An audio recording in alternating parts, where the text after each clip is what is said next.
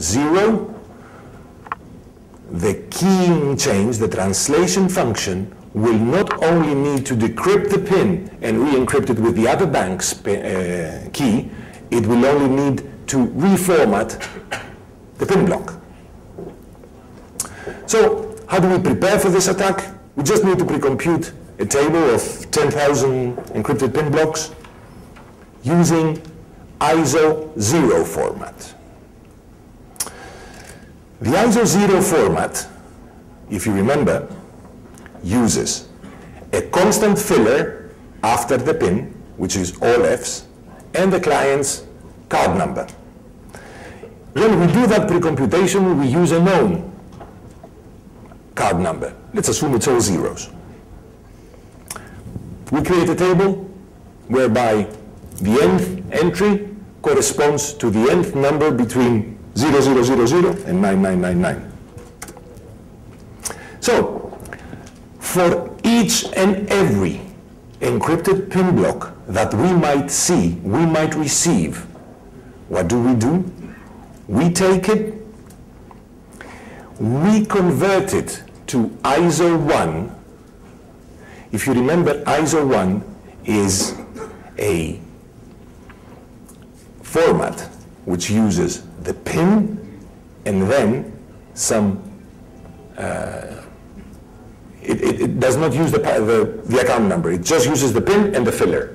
So by converting the PIN block into ISO 0, we then break the relationship of the PIN with the card number. Because ISO 0 doesn't take into consideration the card, it's only the PIN and a filler. So we break that relationship. And then we re-encrypt under ISO 0. Now, if you ask an HSM to convert ISO 1 that has no card number information to ISO 0, which has card information, it will ask you for the card number. So we take something that has information of the original card, we break that relationship, we make the HSM forget about that card number, give us back an encrypted value of the PIN only, and then we turn this into an ISO 0 PIN block with a card number that we know. Which card number? The same one we used for the pre-computation of the 10,000 entities. And then it's just a matter of a simple lookup. You just take a look at the table and you say, oh, which one is this? It's entry 9,187. Guess what? The PIN is 9,187.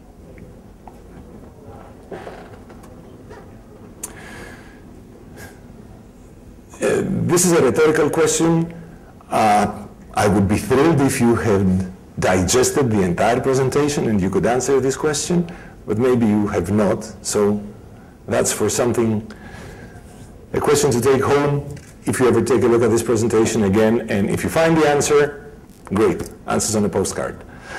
What happens if we combine the translation attack with the XO to null attack, especially XO to null attack in a keying zone, in a place where we translate pins? Conventional IT attacks. We saw the PIN attacks. Now let's see what can happen inside a bank's network.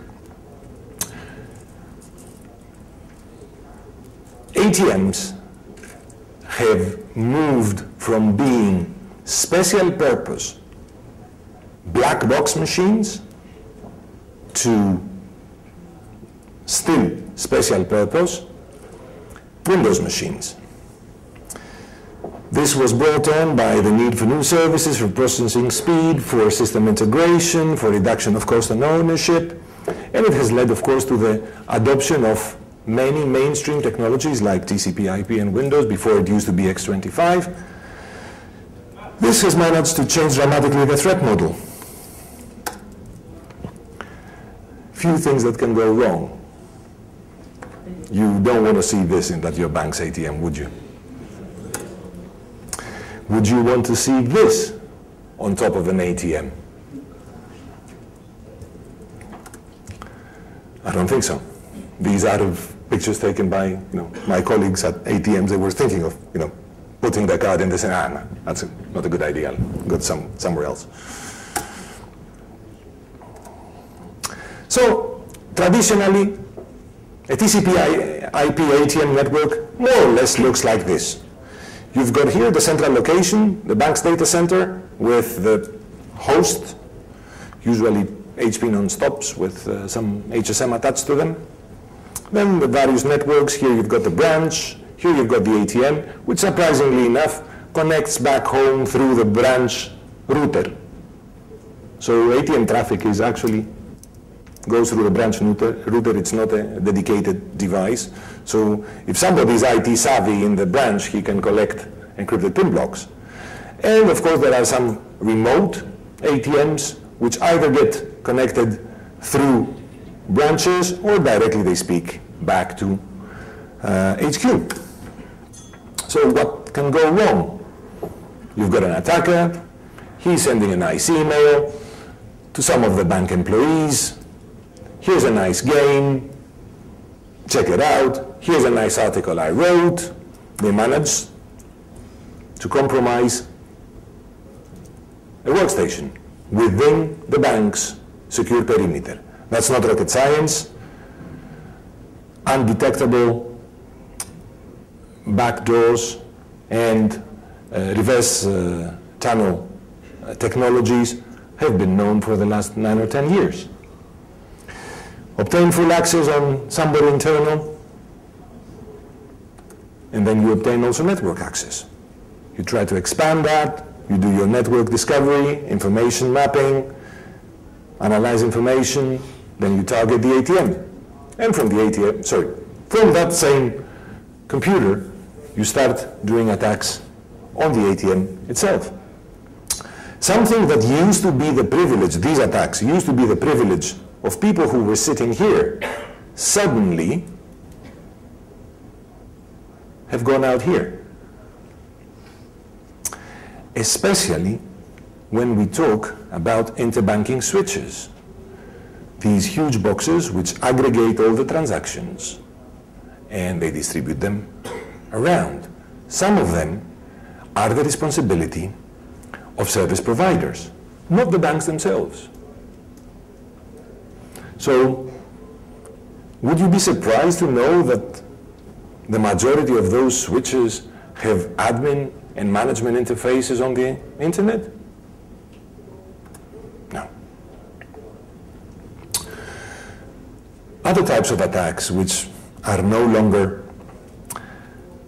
that effective, but we still see them taking place. Normally, when you go to an ATM and you type your PIN, there are two different ways of encrypting it. One is to use the native operating system capabilities or the ATM application capabilities to encrypt the PIN and send it on its merry way.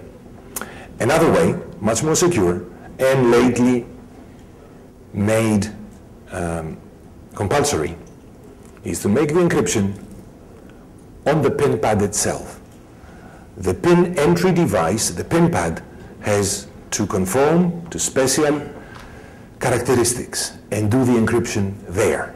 The reason being, if you're using the native operating system or the application, the ATM controlling application characteristics, then the PIN pad becomes yet another keyboard.